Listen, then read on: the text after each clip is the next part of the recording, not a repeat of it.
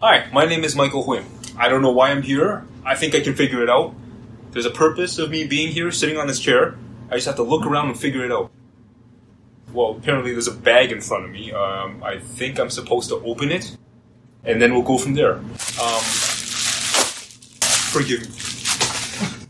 Oh, so we have here some sort of contraption called Dash. Alright, let's unbox it now. I feel like a little kid opening a Christmas present all over again. Oh, it's a piece of paper. Oh wait, there's more. There is another box in here. Okay. And look at this.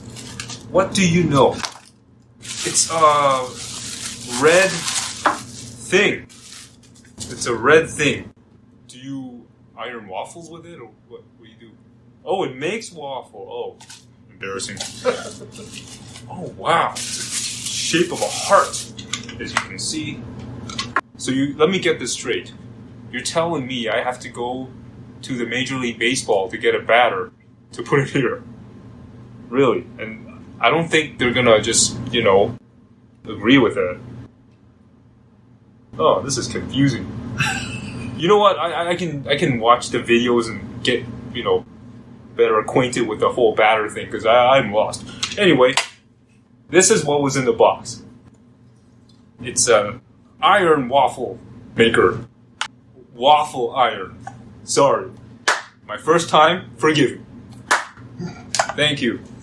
You've been a great audience. All two of you. Thank you, Mike. And now it's time to use this heart-shaped waffle maker. It fits a standard electric outlet.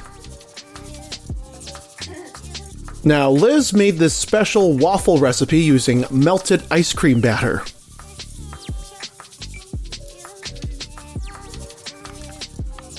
The waffles come out nice and sweet. Don't forget to unplug the iron after, though. It's hot!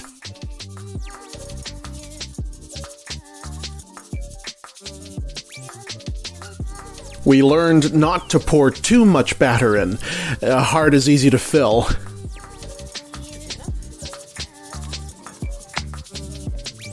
You can find this waffle maker under this descriptive name online, plus a number of other stores.